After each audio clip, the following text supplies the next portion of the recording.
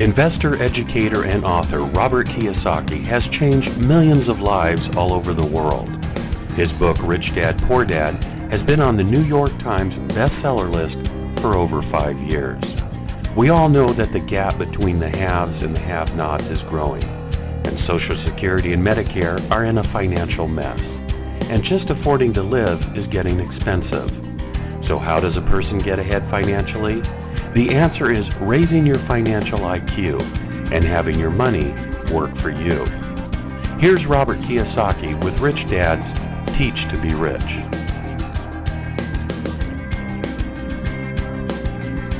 What I'd like to go into really quickly for a while is the E, S, the B, and the I. And as you may notice, that one of the ways I am successful is because I did very poorly in school. And because I did poorly in school was I learned to cooperate and hang around, like I said, smart people. So one of the reasons I am successful is I'm smart enough to not hang around with what I call losers. I don't mean to be disrespectful, but my time is very important to me. How many people in this room hang out with people that actually bring you down? Good. You know, that you may love them, and nothing saying is right or wrong with that, but I need to get on with my life and my work. So that's why I've been very careful who I spend my time with. So before we bring Sharon up here, and we're going to talk about this quadrant really quickly. Are you ready? Let's have a hand for Sharon, please.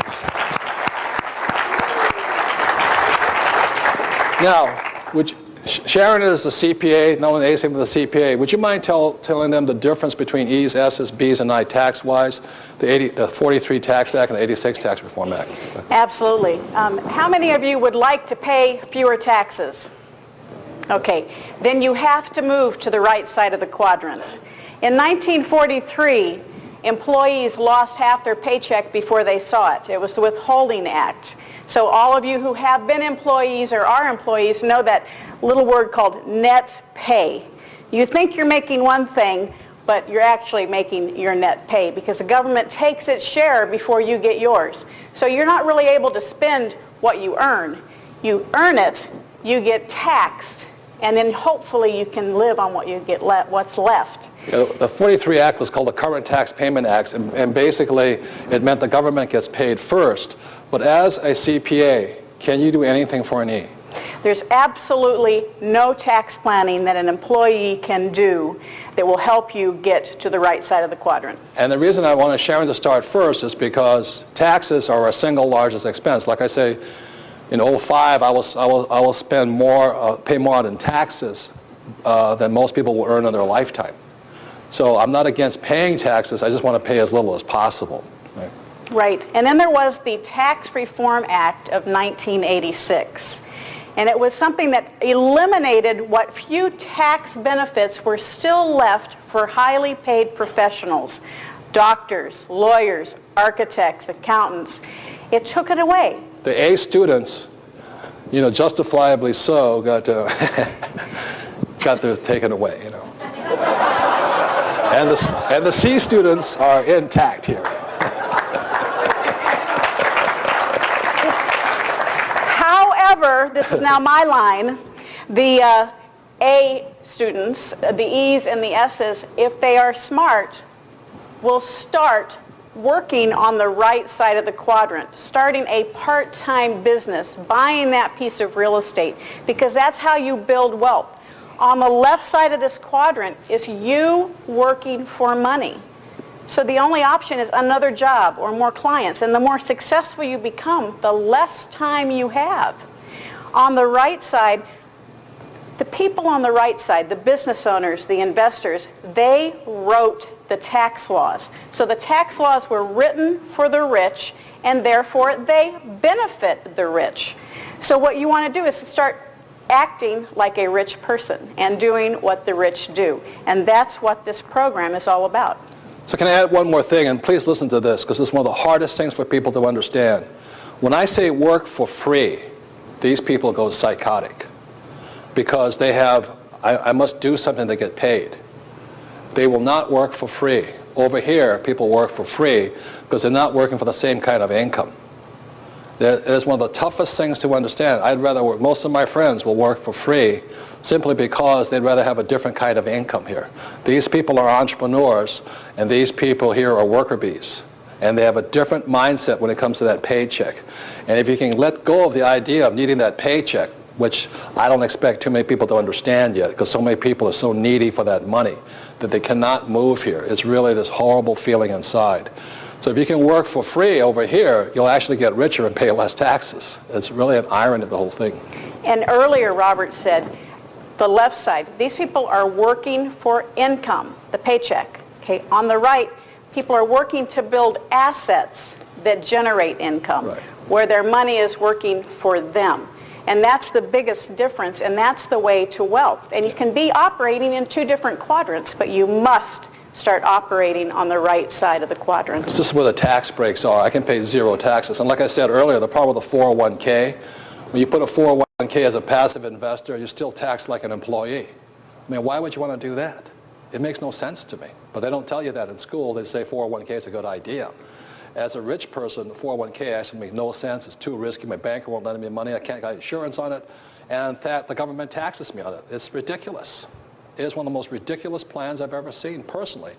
If you're going to be rich. If you want to be poor, 401k is great. Knock yourself out. Have a good time, you know.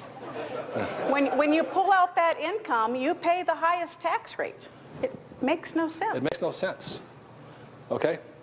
So, thank you, Sharon. I appreciate it. Thank you. Give her a hand. I want to bring Michael Lecter up, her husband, and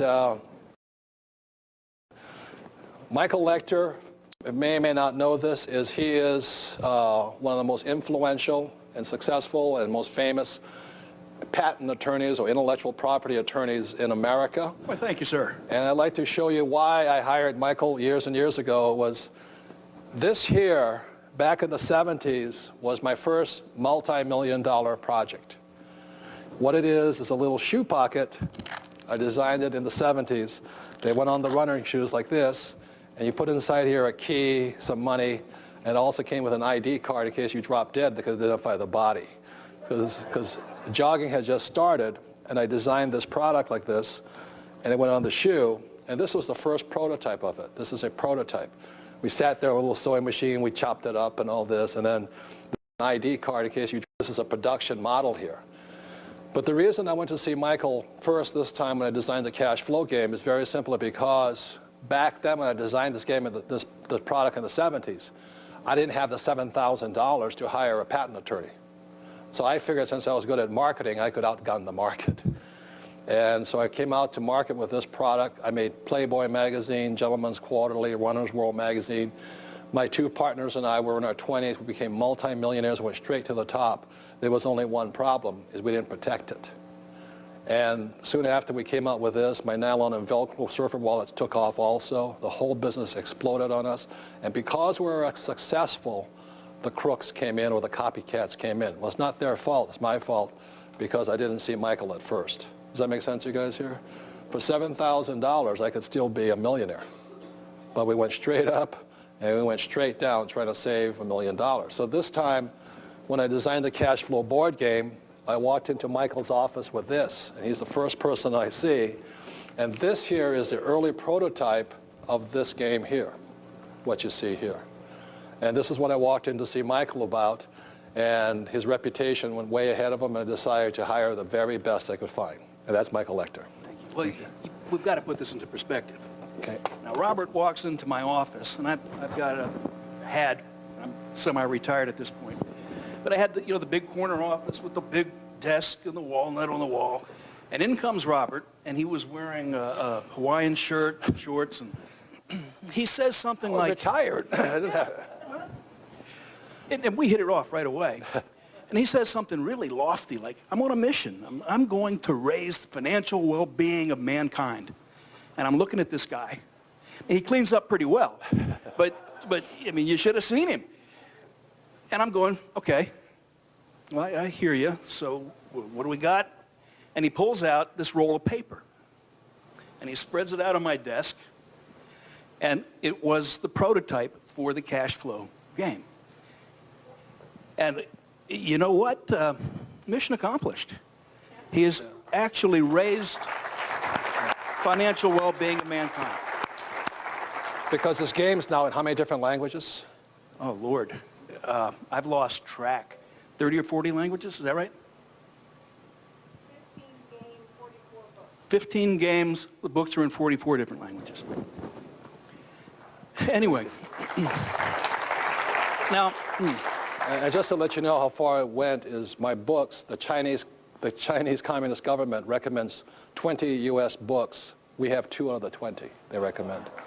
So that's something to check. And the books are referred to as the Purple Storm. You see a book in black and purple, what's the first thing you think? Rich Dad. And that didn't happen by accident. That was all by design. You know. That's called a trademark, and you're building your reputation. Again, you're building intellectual property assets. This is the point, is that, Michael, your book here is this, is protecting a number one asset. And when people says it takes money to make money, that's not really quite true, because your greatest asset are your ideas. And so I took the word Rich Dad and we made it a brand, a trademark. How much would you say Rich Dad's worth today? Oh, wow. In the hundreds of millions of dollars? That's how much the name is worth, because Michael protected it all over the world. And what did it mean 10 years ago? Nothing. You had a wealthy father. Yeah. So when somebody says it takes money to make money, they really don't know what they're talking about, but you have to operate like a B, not an E or an S here. You build an asset and then you leverage that asset. If your contribution to a business is a piece of intellectual property, some intangible asset that may have cost you very little cash out of hand, your return on investment can be infinite. It's like the name Coca-Cola. The plant and equipment is worth about $8 billion. The word Coca-Cola is worth about $80 billion. How much do you think Google is worth as a name today? It's in Harley billions. Davidson. Harley Davidson. They're worth billions. Apple, billions. So those are some of the differences between rich people and poor people. As Sharon said, these guys are working hard and these guys are thinking hard. There's a difference. So you build the asset, you protect it, you establish an exclusive right to it, and then you can leverage it into a business. Or you can do what I did and, you know, make somebody else very rich. And we're very smart, but we lost it all to save $7,000. You got to remember, the marketplace is not like a sprint. It's not a race. You can't run faster than the competition.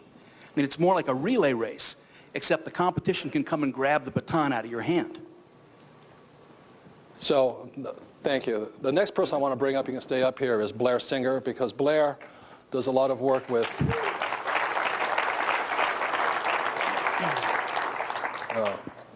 these two products. Like I said, the first thing my rich dad said to me when I was going to become a B in 1974 was I had to learn how to sell, and secondly is how to build a team, right? These are Blair's 2 books. Absolutely. And how many people in this room have ever had at least what you would consider to be at least one, like Michael says, at least one good idea? How many people have ever had more than one? But how many people have ever met somebody that had a good idea, didn't make any money with it? How many know somebody like that intimately well? And see, and one of the things, and when we did the advisor series, one of the first advisor books was Sales Dogs, because the #1 skill in business is you got to be able to sell. How many people here have ever tried to get your point of view across to somebody else and they totally didn't get it? How many people realize it was their problem? You see, and so one of the things that keeps people from moving from the left to the right side as a business owner is 3 primary skills. #1, you got to be able to sell. All the great ideas, all the great products in the world do no good unless you can communicate it to somebody else and get them to take action on that. How many people would like to be able to know how to do that? How many would like to just be able to do it at home? You see, and so it's more, the reason I say that is it's not just, formally as a business skill, it's a life skill. The thing that, I work with businesses all over the world over the last, we've known each other for what, 20 years? Work with businesses all over the place. And what pains me is entrepreneurs, people really want to go out and make something happen, but they can't get anybody to come to them with any kind of cash to exchange for the idea or the service. They can't sell. They can't sell it. They can't sell it. And so that's number one. Number two is, along with sales, in order to be, the difference over here, these guys work mostly on their own. I know this intimately well, okay? But the idea is if you're going to build a business, you got to build a championship team. And the reason sales is number one, because it's not just about selling product to somebody else, it's also about selling why somebody would want to be on your team. Because if you can't communicate that, why would anybody want to play on your team? So that's what we do. Is we work. The reason for those two books, the ABCs, you got them over there? Right here. Yeah. Sales Dogs, which basically says that you don't have to be an attack dog to be successful in sales. Everybody can sell. It's not rocket science, although when I ask, how many people here, by show of hands, how many people here genuinely like to sell? Show of hands. Okay, good. How many people, when I say the word sales, you get a knot in your stomach? See, that's when you ask the average American, average person, sell something or drink a bottle of Clorox, and half of them would go for the Clorox. But the truth of it is, has anybody here ever met a 5-year-old that couldn't sell? If you haven't had that experience, I'll loan you my 3-year-old and 10-year-old. But the truth is, it's a critical skill. If you want to build wealth, if you want to build a business, got to be able to sell and be able to attract a great team, set a code of honor, a set of rules in place so that you make sure that everybody's on the same agenda. How many people have ever been part of a group where everybody had their own agenda? You see, and one of the things that's held Rich Dad together all these years is that Robert, Sharon, Kim, myself, all the advisors have a very strict code, set of rules, what it takes to be on the team. So I'll give a plug to an organization that's called the network marketing industry. Some people call it multi-level and all this. And I wrote a book to support them. I'm not in the business. I don't make my money that way. But it's called the Business School for People Who Want to Help People. And the main reason I recommend network marketing is I had the benefit of going to the Xerox Corporation to learn how to sell, professional sales training. Most people don't have that ability. So a network marketing company, they're training you to be a business owner. And the number one skill they train you in is how to sell, how to communicate. They don't like to say that because most people have this negative attitude towards it, but it's a great training ground. The problem with getting a job with Xerox is if you can't sell, they fire you. And one of the things about network marketing companies, if you can't sell, at least they'll work with you. But you have to put in your 2 bits here. So that's why I wrote this book, The Business School, and support an industry that's actually teaching the same skills my rich dad said were important to me with business skills. So if you're going to move from E to S to B and I think you have to learn how to sell. And I'm a very shy person, but I actually learned how to do that. So thank you, Blair. The last 2 people I want to bring up, I'm bring up Sharon and Garrett really quickly because they do this little shtick for me, which is important. And the reason I want them up here is this, is the big mistake that people make is they take legal advice from accountants and then they take accounting advice from attorneys. So, would you talk about that? Well, Garrett got a head start earlier because he was up here without me, and I was itching to come up and protect the accounting profession. It is absolutely essential that you get the right advice from the right advisor. It sounds simple, but there are accountants that do tell you to do everything on your Schedule C. Find a new accountant. I couldn't agree more. They are not helping you protect your family's future. If they say to you, become a sole proprietorship or a partnership, find a new person. They're giving you bad asset protection advice, right? That's absolutely correct. But your accountant and your tax advisors are essential to allow you to build your business in the right direction from a tax perspective. Attorneys should not be telling you how to do your taxes. You have to use the right advisor for the right advice and find a good advisor who will give you good advice. Both very important skills. You don't want me doing your legal work, guaranteed. These days you probably don't want me doing your tax work either. It's been a while since I did a tax return. But you must get competent tax advice. It helps you grow your business quicker. Many of you in this room right now are paying too much in taxes because you're not getting competent tax advice.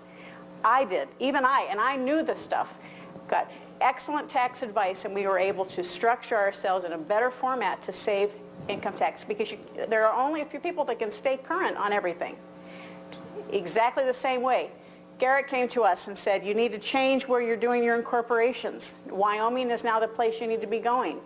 I'm not going to argue with him. He's the expert. Thank you, Garrett, because it protects us. And when I have somebody come up at events and talk to me and ask me legal questions, I send them to Garrett. And when Garrett has somebody come up and ask tax questions, I think he sends them to me. Your turn. You're absolutely right, Sharon. You don't want me doing your tax return. Please, I am not a tax attorney. I don't do taxes, but I do work really well with CPAs and people who understand the tax system. And that's what you want to do. That's one of Robert's messages. It's a team sport. Business and investing are a team sport, and two of the key members of your team are going to be your attorney and your CPA. And what I do in my practice is frequently I will get on the phone with the client, the CPA, and myself, and we'll have everybody there on the same phone call. We don't need to be in the same room. In some cases, we're talking on a conference call with people spread around the country. But you need to have those three people on the phone at the same time. What happens so often, and Sharon, you've seen this, is an attorney will say, that's a tax question, go talk to your CPA. And the CPA will say, well, that's a legal question, go talk to your attorney. And you play this phone tag game and nothing ever gets done. So by having everybody on the phone at the same time, in as little as half an hour, you can make decisions and move forward to protect your assets and to save on taxes. It's a great way to go. So if I could, in conclusion, I would say, if you're an E or an S, all you need is financial planners, and that's about it. And exactly as Scott McPherson says, they're going to sell you stocks, bonds, savings, mutual funds, and get out of debt, because that's all they can sell you. Over here, these are my advisors. I don't have a financial planner per se. What I am is a B and an I, and I play the game a little bit differently. So if you're going to be successful, I strongly suggest knowing the differences there. Because every time I meet a financial planner, they always tell me the same thing. Work hard, save money, get out of debt, invest for long term, and diversify, and naturally buy stocks, bonds, mutual funds, and things like that, because that's what they sell. And if you're going to be an active investor, you need a different team than people who are passive investors. Is that true? Absolutely. And if I could just add one little piece of just incredibly good path to follow, is you want to find somebody who is an advisor who has already done for another client what you have done. You don't want to have them learning on your dime. As we have grown more successful, we've had to change certain advisors because we needed advisors who had already been there and had clients bigger than us. You don't want to be that advisor's largest client, because what you're doing is you're paying them to research, not paying them for their knowledge and experience. And it's very important that you make sure your advisors have the expertise in the area that you want to build your business or your personal life.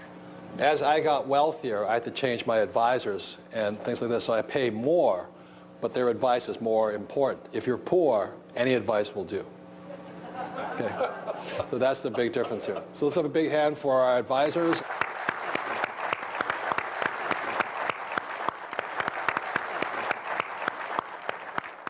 I'm going to go into right now what I think is a very important subject for any investor, and that is one of the ways I make a lot of money is watching this right here. It's a thing called trends. And as I said, I didn't do well in school most of the time because I was bored, but there was two subjects I really enjoyed in school. One of them was history, which is trending, and second was wood shop. And when most of my classmates were building salad bowls for Mom, I built an 8-foot El Toro sailboat, and that's how I got an A for that. But I'm going to be talking to you today about what I consider one of the biggest trends and why America, and not only America, but many of the world right now, we have this massive problem between poor and poverty and this growing gap between the haves and have-nots. But I'd like to show you the shift in the world today from socialism to capitalism. So let's go back in time. In 1929, the stock market crashed. This affected my mom and dad because it led to the Depression. So how many people know people who grew up during the Depression? How many people know them because they wanted job security and pensions? Really, really a lot. And that's really affected their thinking. So then 1929, after that, led to 1933, and it led to the New Deal, FDR, Franklin Delano Roosevelt. And he came out with the New Deal in Social Security. Interestingly enough, in 1933, Hitler came to power also. Now this is why it's so important. As I said right now, savers are losing their losing their savings. The reason this is so important is because Hitler came to power because the middle class had their savings wiped out. And the same thing is happening right now, is that if 401ks and pensions don't work and savings don't work, it may bring rise to another type of political party. So in 1933, two guys were elected, FDR, Hitler. And the other thing that's interesting is on the cash flow game, as I said, in 1933, this is what they formed here, was called I call the fast track. And in 1933, a man named Joseph Kennedy, father of John Kennedy, created this here, investments only for the rich here, because they wanted to separate the poor and middle class from getting into the better investments or the riskier investments. So that's why 1933 is a very important year. The next year is 1943, as we said, the Current Tax Payment Act. Because we were in World War II at the time, and the federal government needed so much money,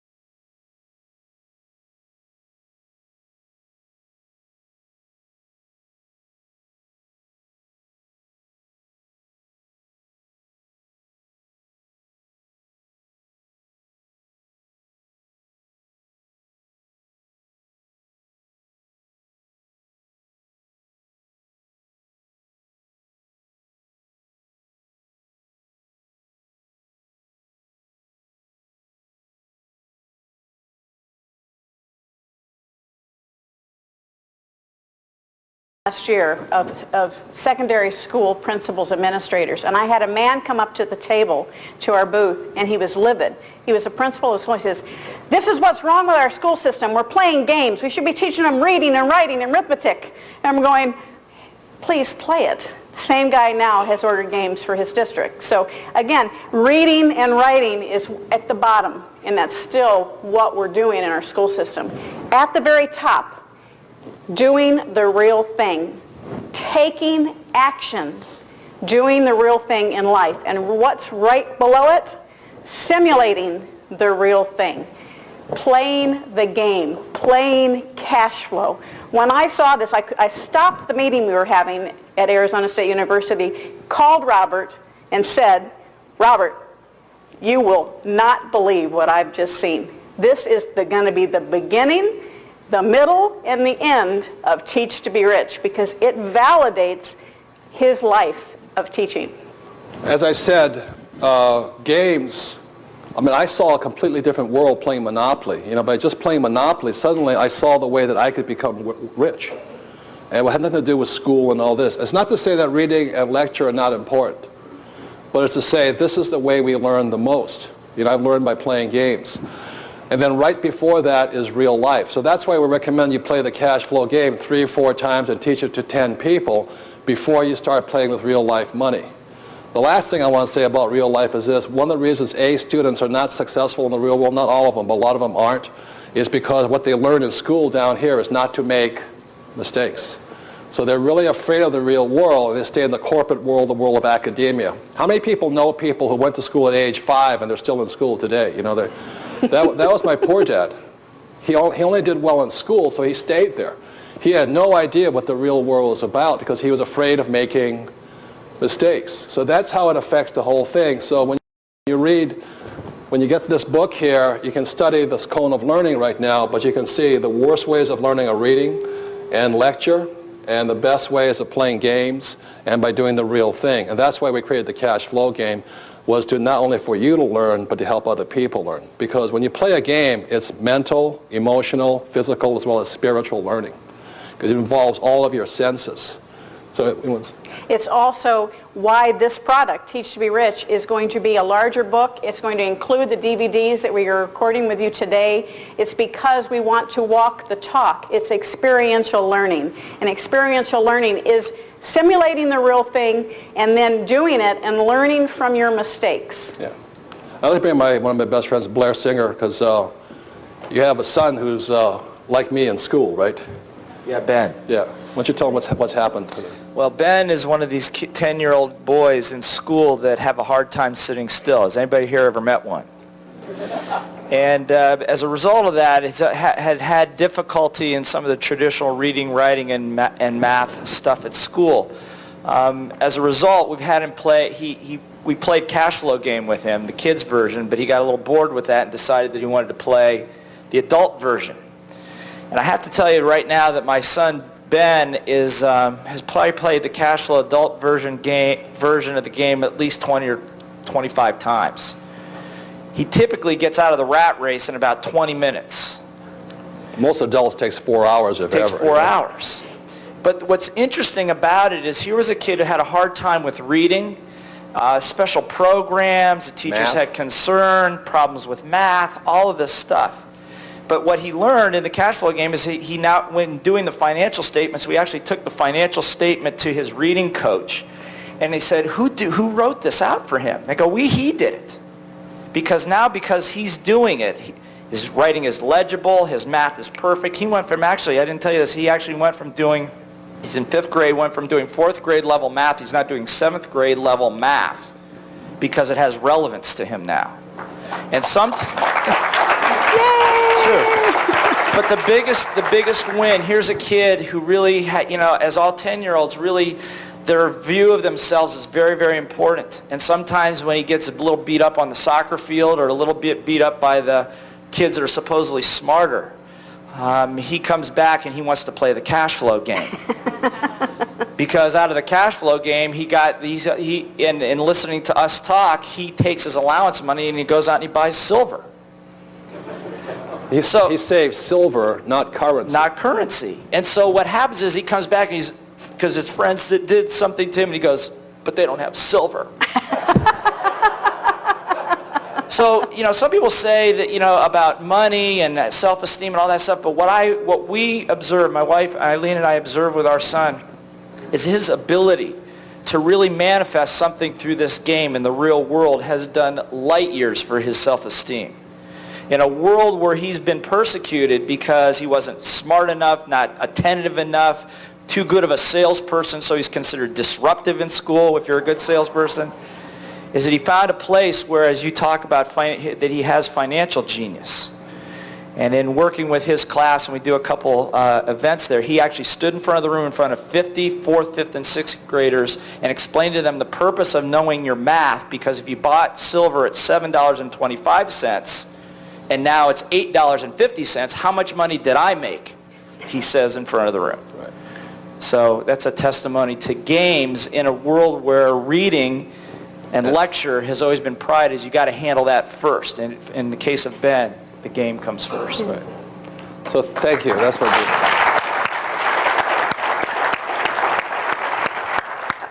do. So again, that's why I created this product, but I'd like to end with this thought. And my thought is this, that every single one of us has a genius. Okay? And as I said earlier, it was only until I went to school that I think I was stupid. I didn't know I was stupid until I went to school, and the teacher started labeling me that. And I started looking at that. I said, this is really quite, you know, ridiculous. And it was my rich dad again who really kind of helped me with it and all this. He says, you know, there's people with different kinds of geniuses, but we all have one. Let me say it this way. Every animal has a special advantage. For instance, a cheetah can run fast, a bird can fly, and a cockroach you cannot kill. You know, everything. Every one of God's creatures has a special genius, something unique that's for them. So if a cockroach has one, why not you? You know, I mean, that's the way I look at it. So my poor dad, who was a school teacher, you know, also said to me, my poor dad didn't like school either. He was trying to protect your genius. He says, what the word genius comes from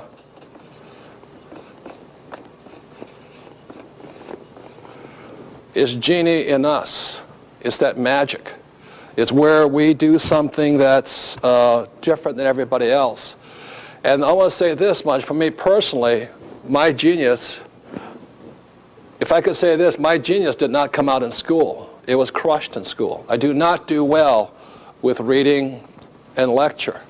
Also, my genius does not come out in the corporate world. I do not like climbing the corporate ladder. I don't like to say hello, yes sir, no sir, I'll do as you tell me, sir. I don't like what they pay me. I don't like their benefit plans. So my genius didn't do well in the corporate world. Some people do. The definition of intelligence is for you to be smart enough or intelligent enough to find that spot in the world where your genius comes out. And let me explain that. Your genius is dependent upon the environment you're in. As I said, my genius didn't do well in school and didn't do well in the corporate world. My genius does well on the street. My genius does well in real estate. I do well as an entrepreneur, but not as a corporate guy. I don't get along with them too well. I'm a different kind of character. Does that make sense to you? So if you can understand this, Tiger Woods has a genius. But Tiger Woods' genius comes out in the environment of the golf course. You ever watch that guy pick up the club? That's where his genius comes out. If he was a jockey, he would not be a genius there. So you have to find the environment where your genius comes out, because every one of us has one. Mick Jagger went to school to be an accountant. But he found his genius as a what? Rolling Stone. And so the message I want to leave with each and every one of you is that you have a genius. If you look at this picture up here on the plasma, see, every child has one. It's that magic. It's that thing that they know that nobody else knows. It's that special gift that every child is born with. And the problem with school is it crushes the genius of kids who do not respond well to reading and lecture. So if you look at it this way, this here is what your environment looks like. You know, like I said, I didn't do well in school. I didn't do well in the corporate world, but I do well on the streets. I do well in real estate. I don't do well in picking stocks. I don't do well with bonds. I don't do well with mutual funds. That's not where my genius lies. So your job, ladies and gentlemen, is have the courage and the wherewithal to go out and find that spot in the world when you rub the magic lamp, your environment, your genius comes out. Where that is, I don't know, but may you have the courage to find it. If you do as our school system teaches you, which is to go to school and look for a safe, secure what? Job, work hard, save money, get out of debt, diversify, and invest for the long term, you'll probably never find your genius. That make sense, you guys here? So may you find your genius, because each and every one of you has it. It is only crushed when you don't have the courage to find it. It doesn't mean your genius is easy to find. Look at Tiger Woods. He busts his you-know-what to find his genius. Look at Oprah Winfrey. You know, she's been in front of television and she works really hard to be successful at that. Too many people think that just because it's your genius, it should be easy. Lazy people really don't get ahead. I have no respect for lazy people because I'm one of the laziest people I know. I never thought that my genius would lie in education because I hated school so much. But the moment I started to teach outside the system, I noticed that people's lives were changing. But not just that, I'm not saying I'm the best teacher, but I make more money than most teachers. And so the world will reward you if you have the courage to give your gift, your genius. Does that make sense, you guys here? It's very, very important. So in closing, if I could say this, that I'm not saying do real estate. And I'm not saying do what do you call that, entrepreneurship. But some of you may find your genius as an employee. Some of you may find it as a self-employed person. Mine just happened to be over here. Because a guy named Jim Cramer on CNBC, his genius is picking stocks. That guy is a genius at that. He shouldn't do real estate. Buffett says, why should I do real estate when stocks are so easy? So the point here, ladies and gentlemen, just don't follow blindly like a pack of sheep. Invest for the long term, diversify, save money, get out of debt, and turn your money over to so-called experts. You have a genius, so does your children, so the people around you.